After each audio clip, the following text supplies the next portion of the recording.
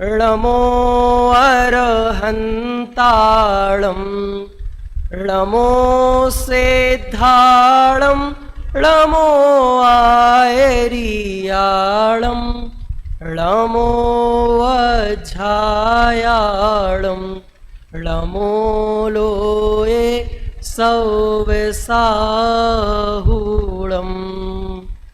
मंगलं भगवान् वीरो मंगलं गौतमो गणी मंगलं कुंद कुंदार्यो जैन धर्मोस्तु मंगलम् सर्वमंगल मंगल्यं सर्वकल्याणकारकं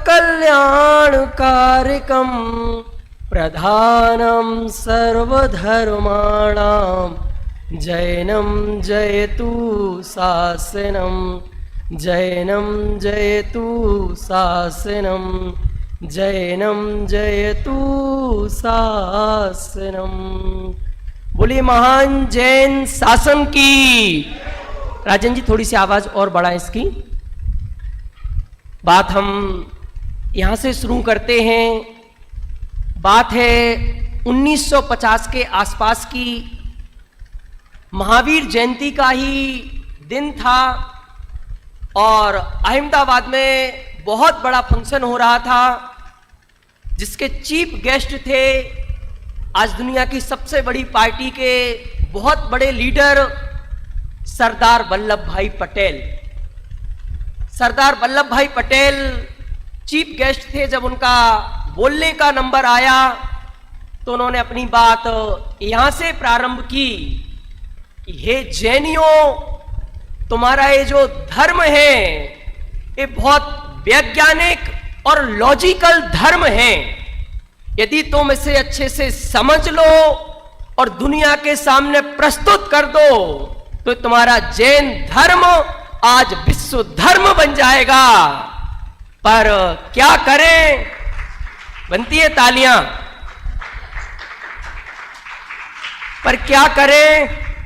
तुम तो पीली धोती और पीले चावल में ही उलझे पड़े हो, उसमें ही आपस में लड़ते झगड़ते रहते हो।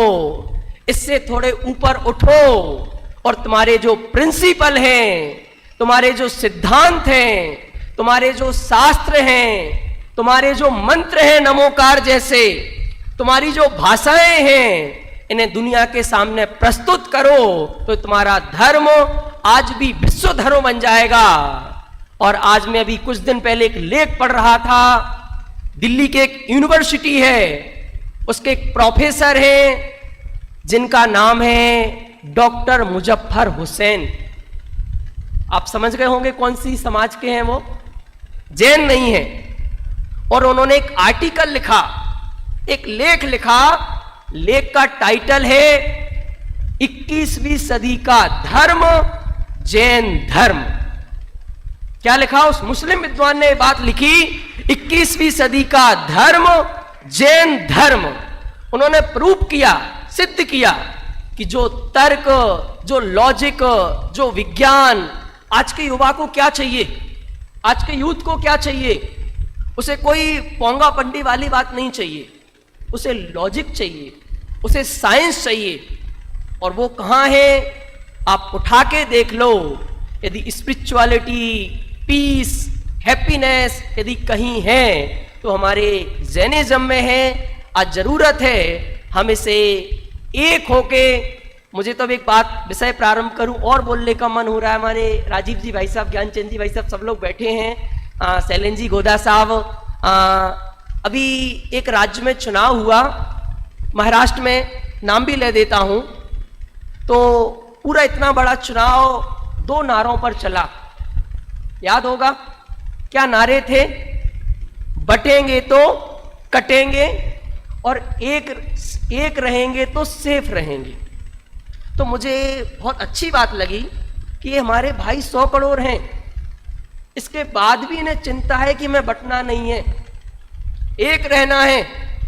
और हम गिने चुने सब, जितने जाति आति पंथ सब मिला जोड़ जाड़ के 45 लाख भी नहीं होते हैं, 1 करोड़ भी नहीं होते हैं, इसके बाद भी हमें चिंता नहीं है। अरे एक साइड रख दो हमारी मत मान्यताओं को, जिन सिद्धांतों पर हम एक हैं हम उन्हें आगे बढ़ाएं। और ये नमोकार महामंत्र ऐसा है जिसमें किसी को कोई बैर विरोध नहीं है, चाहे श्वेतांबर हो चाहे दिगंबर हो, सभी एक मत से इस नमोकार मंत्र को स्वीकार करते हैं। तो आज हम सब एकत्रित हुए हैं महामंत्र नमोकार की चर्चा करने के लिए। बस 10 मिनट में 15 मिनट में पूरी चर्चा, मैं दिन भर तैयारी की, हमारी पूरी पीपीटी है, उसके माध्यम से मैं जल्दी से बता दूंगा। मतलब 3 से 4 घंटे का मैटर मैं 10 से 15 मिनट में आपको प्रेजेंट कर दूंगा। पीपीटी आपके सामने आती जाएगी, आपको दिख रही है पीपीटी? ये रिमोट काम नहीं कर रहा है राजन, शायद आ रहा है, चलिए।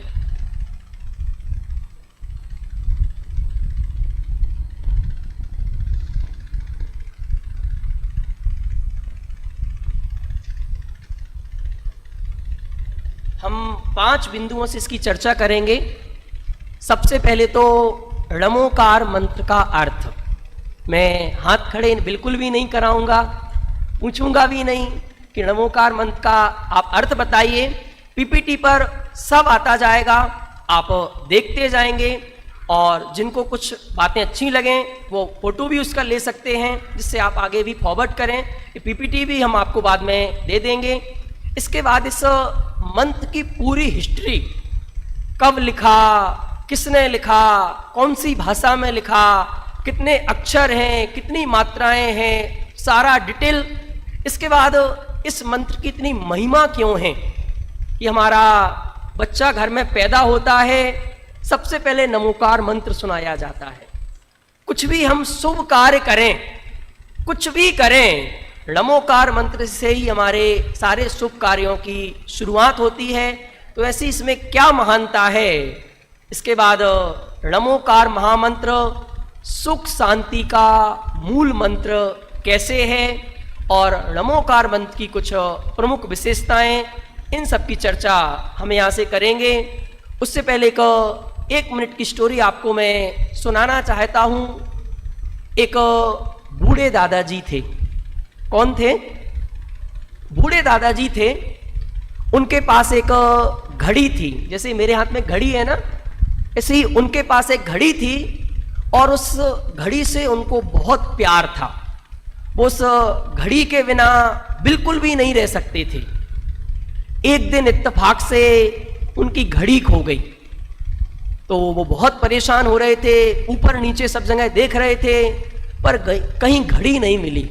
वो बहुत बेचैन होकर बैठे ही थे कि उनके घर में 8-10 बच्चे खेल रहे थे। अब आजकल तो नहीं खेलते हैं, ये घटना 40-50 साल पुरानी है। जब घर में इतने बच्चे हुआ करते थे तो वो सारे बच्चे आए, बोले दादाजी आप डेली इतने खुश रहते हैं, इतने प्रसन्न रहते हैं, आज क्या बात है, आप इतने दुखी दुखी से क्यों दिखाई दे रहे हैं?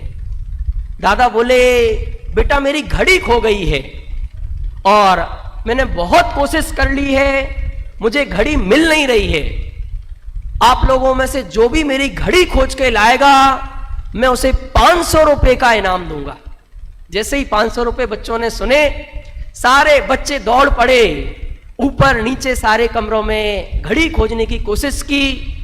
1 घंटा हो गया पर किसी को घड़ी नहीं मिली।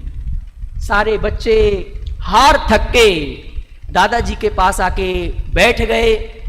तभी उन बच्चों में से एक बच्चा बोला दादाजी मैं आपकी घड़ी ला सकता हूं, मैं आपकी घड़ी खोज सकता हूं। दादाजी बोले मैं यही तो चाह रहा हूं कि कोई मेरी घड़ी खोज के लाए। पर वो बच्चा बोला कि मेरी एक शर्त है। क्या बोला बच्चा? मैं आपकी घड़ी खोज के तो ले आऊंगा पर मेरी एक शर्त है, वो शर्त आपको माननी पड़ेगी। दादा बोले तेरी सारी शर्तें मंजूर, मुझे तो तू मेरी घड़ी ला दे बस। बोल तेरी क्या शर्त है? बच्चा बोला मेरी एक ही शर्त है, इस बार मेरे साथ कोई नहीं जाएगा, मैं अकेला जाऊंगा। क्या शर्त रखी उसने? मैं अकेला जाऊंगा, मेरे साथ कोई नहीं जाएगा। दादा ने कहा तेरी शर्त मंजूर, मेरी घड़ी खोज के ला। वो बच्चा सामने वाले कमरे में गया और अगले 10 सेकंड के अंदर घड़ी लेके वापस आ गए। तो दादाजी ने अपने जेब में से 500 रुपए का नोट निकाला और उसे दिया, और अपने दूसरे जेब में से एक 500 का नोट और निकाला कि तुम ईमानदारी से बताना, कहीं तूने छिपा के तो नहीं रखी थी? तूने ऐसा क्या जादू किया कि इतने सारे बच्चे मैं सुबह से लेके शाम तक ढूंढ रहा हूं, मुझे घड़ी नहीं मिली, तूने ऐसा क्या किया कि तुझे घड़ी मिल गई? वो बोला, दादा ईमानदारी से बताऊं कि बेईमानी से बताऊं? बोला, बेटा ये 500 रुपए ईमानदारी के लिए दिए हैं, ईमानदारी से बताने के 500 दिए हैं। तो बोला, दादा मैं ईमानदारी से बताऊं तो इस बार मैंने कुछ भी नहीं किया। जब मैं पिछली बार गया था तब तो मैंने बहुत हापाधूड़ी की थी, बहुत परेशान हो रहा था, मुझे घड़ी ढूंढना है, घड़ी ढूंढना है, घड़ी ढूंढना है। इस बार मैंने कुछ भी नहीं किया, मैं सामने वाले कमरे में गया और शांति से आंख बंद करके बैठा, और मैं जैसे ही आंख बंद करके बैठा, कमरे के रूम के कोने से आवाज आ रही थी, टक टक टक टक टक टक टक, और मैं घड़ी उठा के ले आया। दादाजी की घड़ी मिल गई। और मेरा प्रश्न है, आपकी घड़ी कब मिलेगी? आपको सुख शांति कब मिलेगी? आपको हैप्पीनेस पीस कब मिलेगी? ऐसे ही सुख और शांति कहीं बाहर नहीं है। सुख शांति ज्ञान, ज्ञान सर्व समाधान कारक है, और वो ज्ञान की टक टक टक मेरे अंदर से प्रतिपल उठती है। मैं उसे भूलता हूं, इसलिए दुखी होता हूं। और ये नमोकार मंत्र एक साधन है। नमोकार मंत्र साध्य नहीं है। हमें सुखी होने का, भगवान बनाने का नमोकार मंत्र एक साधन है, एक साधना है। हम सब कुछ टाइम निकालें और इसका जाप करें, इसका पाठ करें। इसके लिए कुछ बिंदुओं से हम चर्चा कर रहे हैं। सबसे पहली स्लाइड आपको यहां पर दिखेगी, सुख शांति समृद्धि कहां मिलेगी? देखिए कहां मिलेगी। अब बहुत ज्यादा टाइम नहीं है, नहीं तो मैं थोड़ा सा डिटेल में पूछता। कहां मिलेगी? जिनके पास है उन्हीं के पास मिलेगी। कहां मिलेगी सुख शांति समृद्धि? एक बात को बोल रहा हूं, अपने घर पर लिख लेना। राजीव जी, भाई साहब, आज सब लोग बहुत सुख समृद्धि प्रभुता चाहते हैं, पर इसको भूल जाते हैं, प्रभु से दूर रहकर प्रभुता कैसे मिलेगी? क्या बोला? प्रभु से, हमारे वीतरागी प्रभु से, वीतरागी भगवंतों से दूर रहकर प्रभुता कैसे मिलेगी? आज पूरी दुनिया पुण्य का उदय चाहती है कि मेरे जीवन में कोई प्रतिकूलताएं नहीं आए, कोई परेशानियां नहीं आए। पर ये किससे होता है? ये सब पुण्य के उदय से होता है। और पुण्य कहाँ मिलता है? जब हम भगवंतों का गुणानुवाद करते हैं, पूजन भक्ति करते हैं, तो जिनके पास है उन्हीं से मिलेगी। इसके बाद जो पूर्ण शांत, सुखी और पूर्ण बल से समर्थ हैं, ऐसे पंच परमेष्ठी भगवान जो इस नमोकार मंत्र में बताए गए हैं, उन्हीं के आधार से मिलेगी। और किनके पास मिलेगी? जो सभी प्रकार के दोषों और पापों से रहित है। मेरा प्रश्न है, इस पूरी दुनिया में सभी प्रकार के दोषों से रहित कौन है? हमारे भगवान को छोड़ करके इस पूरी दुनिया में सभी प्रकार के दोषों से रहित कोई है ही नहीं। इसीलिए भगवान के पास ही सुख और समृद्धि मिलेगी। जो पूर्ण ज्ञान से सहित हैं, उनके पास ही सुख शांति समृद्धि मिलेगी। और जो परम पद में स्थित हैं, उनके पास ही सुख समृद्धि मिलेगी। इसके बाद नेक्स्ट स्लाइड पर आपको नमोकार मंत्र दिख रहा है। इसको बुलवाने की जरूरत नहीं है, आप सबको अच्छे से याद है, पर उसका अर्थ किन किन को पता है? एक बार हाथ खड़े करवा लूं क्या मैं? नमोकार मंत्र का अर्थ कितने लोग कर सकते हैं? मैं यदि माइक दूं और आपसे पूछूं, और ये लाइव टेलीकास्ट भी हो रहा है, वीडियोग्राफी भी हो रही है, अब आपको बोलना है, बताइए चलिए यहां मैंने उसको दिखा दिया है।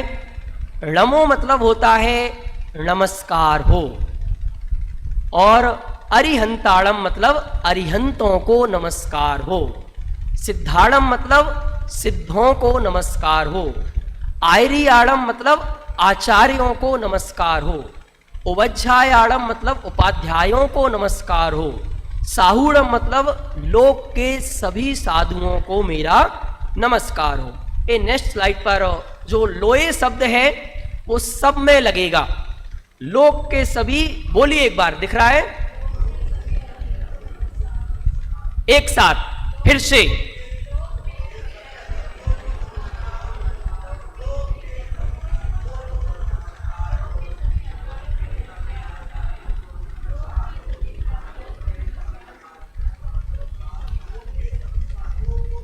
देखो अभी तो बोलने में जोर आ रहा है, तो याद कैसे होगा? देखो जिनको पता है, दो चार लोगों को मैं उनको ध्यान में रख के बात नहीं कर रहा हूं। जो नए लोग पहली बार, जिन्होंने मतलब 50-50 60-60 साल के होने को हैं, जिन्होंने जीवन में कदम पहली बार यहाँ रखा है, उनकी दृष्टि से बात कर रहा हूं कि कम से कम एक बार कान में तो पड़े। आइएगा, नेक्स्ट स्लाइड आपने देख ली। अब इस नमोकार मंत्र में किसको नमस्कार किया गया है? किसको नमस्कार किया गया? दिख गया? नमोकार महामंत्र में 5 परमेष्टियों को नमस्कार किया गया है। इसके अलावा इसमें यही इसकी सबसे बड़ी विशेषता है। परमेष्टि किसे कहते हैं? जो परम पद में स्थित हों, लोक में सबसे ऊंचे पद पर स्थित हों, और हमारे लिए जो परम इष्ट हों, हमारा इष्ट करने वाले हों, हमारे लिए मंगल हों, उन्हें कहते हैं परमेष्टि। और परमेष्टि 5 होते हैं: अरहंत, सिद्ध, आचार्य, उपाध्याय, साधु। अब अरहंत किसे कहते हैं? जो शरीर सहित भगवान है वो अरहंत, शरीर रहित हैं वो सिद्ध। इसके बाद 5 परमेष्टियों में आचार्य, उपाध्याय और साधु जो हमारे गुरु हैं। इसके बाद अब जो मूल बात हमें समझनी थी वो है अब नेक्स्ट स्लाइड पर आ गई। क्या सबसे पहले आपसे कोई पूछे तो इन 8 प्रश्नों के जवाब आपके पास होने चाहिए। एक एक व्यक्ति को ये बात पता होना चाहिए। 9 तारीख को हम वहां नमोकार मंत्र का पाठ कर रहे हैं, और 8 प्रश्न में से किसी ने एक भी प्रश्न पूछ लिया और आप जवाब नहीं दे पाए तो ये कार्यक्रम करना बेकार हो जाएगा। हो गए, आपको ही पता नहीं, आप इस नमोकार मंत्र को दुनिया में पहुंचाना चाहते हो, इसके बारे में 2 बातें आपको पता नहीं। तो सबसे पहले यदि कोई पूछे कि नमोकार मंत्र को किसने बनाया, पहला प्रश्न यदि वो पूछे बनाया, तो क्या जवाब देना? नमोकार मंत्र को किसी ने नहीं बनाया। फिर क्या जवाब देंगे? ये अनादि काल से है और अनंत काल तक रहने वाला मंत्र है।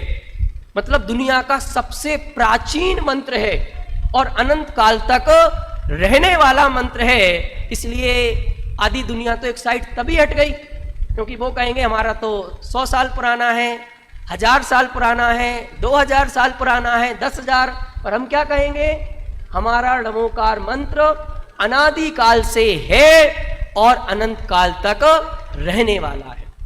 फिर वो कहेगा ये तो ठीक है, पर इस काल में, इस टाइम पीरियड में किसने लिखा है? तो आपको जवाब देना है आज से 2000 वर्ष से ज्यादा पहले आचार्य भूतबली और आचार्य पुष्पदंत, ये 2 आचार्य हुए हैं, इन्होंने नमोकार मंत्र को लिखा है। फिर वो कहेगा कि भाई हमारा जैसे कर्मण्येवादी कारास्ते, ये श्लोक कहाँ लिखा है? गीता में लिखा हुआ है। आपका ये जो नमोकार मंत्र है कौन से ग्रंथ में लिखा है? 60 खंडागम ग्रंथ। और वो कहेगा 60 खंडागम ग्रंथ में भी कहाँ लिखा है? तो आपको बताना है 60 खंडागम ग्रंथ का जो मंगलाचरण है उसमें नमोकार मंत्र लिखा गया है। फिर पूछेगा कब लिखा? तो आपको क्या बताना है? प्रथम शताब्दी में नमोकार महामंत्र लिखा है। इसके बाद कौन सी लैंग्वेज में लिखा है? एक बार बोलिएगा। देखो हम तो प्राकृत को कितना समझ रहे नहीं समझ रहे, पर गवर्नमेंट इसकी महत्वता बहुत समझ रही है। अभी साल भर भी नहीं हुआ है, 2-5 महीने हुए हैं, गवर्नमेंट ने प्राकृत भाषा को शास्त्रीय भाषा का दर्जा दिया। तो हजारों करोड़ का फंड एक बार में अलाउ कर दिया कि अब आप काम करो, इस भाषा को बढ़ाओ। और अपने जैनों का जो पूरा साहित्य है वो किस भाषा में है? प्राकृत भाषा में है। इसलिए हमें बहुत जोर देने की बात है। फिर कोई पूछे कि कौन से छंद में लिखा गया, कैसे गाया जाता है इसको, तो क्या बताएंगे आप? गाथा छंद में। इसके बाद इसमें कितने पद हैं, कितने स्टैंजा हैं? 5 पद हैं। और टोटल मात्राएं कितनी है? 58 मात्राएं हैं। और अक्षर कितने हैं? 35 अक्षर हैं। इसके बाद नमोकार मंत्र के कुछ अन्य नाम भी हैं, एक बार जल्दी से आप बोल दीजिएगा। पहला नाम क्या है? मूल मंत्र। मूल मंत्र मतलब जितने भी मंत्र आज तक इस दुनिया में बने हैं, पास्ट में कहीं के भी हों, प्रेजेंट में बन रहे हैं, और फ्यूचर में जो भी मंत्र बनेंगे उनका जो मूल है वो क्या है? नमोकार महामंत्र। इसलिए इसका नाम क्या है? मूल मंत्र। इसके बाद पंच नमस्कार मंत्र, इसमें 5 परमेष्टियों को नमस्कार किया गया। महामंत्र सभी मंत्रों में महान है क्योंकि इसमें कोई मांग नहीं की गई है। आपने पढ़ा नमोकार मंत्र बोलते हैं तो कभी कोई मांग दिखी? क्यों मांग नहीं की गई, मेरा प्रश्न है आपसे। जैसे एक एग्जांपल देता हूं कि मैं राजीव जी के पास ही गया, राजीव जी मेरे सामने बैठे हैं और मुझे कुछ 10-20 रुपए की ज़रूरत पड़ रही थी, 50 रुपए की ज़रूरत पड़ रही थी। तो मैं इनके पास गया और पहुंचते ही भाई साहब ने कहा कि अरे पंडित जी, आप, ये सब कुछ आपका ही है, तो इनसे 10 रुपए मांगना ये अच्छी बात है कि इनके साथी बन जाना, इनके पार्टनर बन जाना, इनके परिवार के सदस्य बन जाना, इनके साधर्मी बन जाना, ये बड़ी बात है। इनके जैसे बन जाना ये बड़ी बात है कि इनसे कुछ मांगना ये बड़ी बात है। अरे नमोकार मंत्र हमें कोई छोटी मोटी चीज नहीं देता। नमोकार मंत्र ऐसा मंत्र है, वो कहता है जो भी इसका पाठ करता है वो नमोकार मंत्र में जो 5 पद बताए गए हैं, 5 परमेष्टि, उनके जैसा वह व्यक्ति बन जाता है। तो पंच परमेष्टि बनना बड़ी बात है कि 10-20 रुपया मिल जाना ये बड़ी बात है। एक कोई मुझे ऐसी ट्रिक सिखा दें, ऐसा आइडिया सिखा दें कि हजारों करोड़ रुपए मैं कमाने लगूं, ये बात है कि मैं इनसे 10-20 रुपए मांग लूं, ये बड़ी बात है। मैं तो नमोकार मंत्र से ये चाहूंगा कि मैं जो पंच परमेष्टि को डेली बोलता हूं मैं भी उनके जैसा बन जाऊं। मेरी नमोकार मंत्र में किसी तरह की कोई मांग नहीं की गई है, इसलिए क्या है? महामंत्र है। देखो, मांग की नहीं है पर एक भी मांग बचती नहीं है।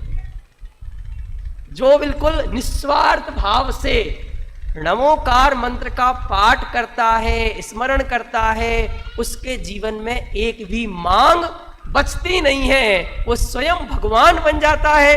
अब उसके लिए क्या बचेगा? और एक अंतिम अनादि निधन, अनादि काल से है और अनंत काल तक चलने वाला है। टाइम हो रहा है, इसकी महिमा आप बोलिएगा एक बार। ऐसो पंच नमो यारो सब पावपणाशुणो मंगलालम च सर्वेसिं परमम होई। यह महामंत्र सब पापों का नाश करने वाला है और सभी मंगलों में पहला मंगल है। अब सब पापों का देखिएगा, अपन ने इसमें जो वाक्य रखे थे कि हम सेशन करेंगे और हैप्पीनेस कैसे आए, पीस कैसे आए, तो आपके जीवन में जो दुख तकलीफ आती हैं वो पाप के उदय से आती हैं। कोई चाहता नहीं है। जैसे मैं पूछता हूं कोविड कौन कौन चाहता था? कोई नहीं चाहता था, पर हमारे पाप का उदय था तो वो आया। बिजनेस में लॉस कौन कौन चाहता है? चाहता कोई नहीं है, पर पाप का उदय आता है तो वो आता है। तो हमें, हमारे कंट्रोल में क्या है? मैं इसको एक वाक्य में बोलता हूं कि पाप का उदय हमारे हाथ में नहीं है, और दुनिया का कोई भी व्यक्ति पाप के उदय से नहीं, पाप के परिणाम से दुखी होता है। जो पाप के भाव करते ना, उससे दुखी होते हैं। तो पाप का उदय आपके कंट्रोल में नहीं है, पाप के जो परिणाम हैं वो आपके कंट्रोल में हैं, जिन्हें आप रोक सकते हैं। अर्थात पाप के उदय में भी पाप नहीं करना, ये है नमोकार मंत्र की साधना। क्या बोला? पाप के उदय में भी पाप के परिणाम नहीं करना, ये है नमोकार मंत्र की साधना। नमोकार मंत्र से सब पापों का नाश हो जाता है। इसके क्या अर्थ हैं? आप इसको गलत मत समझ लेना, नहीं तो दिन भर पाप करेंगे और शाम को आके एक नमोकार की जाप करेंगे तो हमारा काम हो गया। ऐसा नहीं है। सब पापों का मतलब सब में है 5 पाप। बहुत सारे पाप है ना, हिंसा पाप, झूठ पाप, चोरी पाप, कुशील पाप, इस परिग्रह पाप, तो बहुत सारे पाप हैं। तो ये सभी पाप नमोकार मंत्र के, जब आप नमोकार मंत्र बोल रहे होते हैं तो इतने सारे पापों में से कोई भी पाप नहीं होता, इसलिए सभी पापों का, सब पापों का नाश हो जाता है।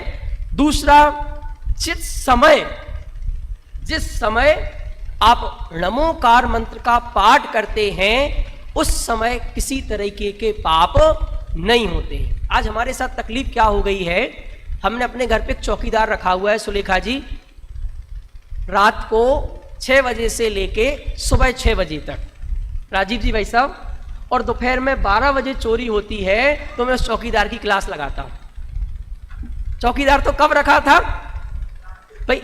शाम को 6 बजे से लेके सुबह 6 बजे तक। और चोरी कब हुई? दिन में 12 बजे। फिर दोष किस पे देते हैं कि तेरी गलती है, तेरी गलती है। अरे यदि रात को उस पीरियड में चोरी होए तो चौकीदार की गलती है।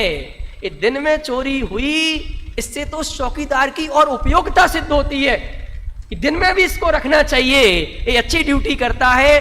तो यदि हम जितनी देर नमोकार मंत्र बोलेंगे, नमोकार मंत्र में रहेंगे, पंच परमेष्टियों की भक्ति करेंगे, साधना करेंगे, तो उतना समय तो हमारा पाप से बचेगा और अधिक से अधिक समय हमारा पाप से बचे। नमोकार मंत्र सभी पापों का नाश करने वाला है। सच्चा सुख कैसे प्राप्त कर सकते हैं? नमोकार मंत्र में बताए पंच परमेष्टियों के बताए हुए मार्ग पर चलेंगे तो सच्चा सुख प्राप्त कर सकते हैं। ये लास्ट स्लाइड, समरी की स्लाइड है। नमोकार मंत्र में किसी व्यक्ति विशेष को नमस्कार नहीं किया गया, सबसे बड़ी विशेषता है। कोई नाम आदिनाथ ऐसा कुछ सुनाई देता है नमोकार मंत्र में?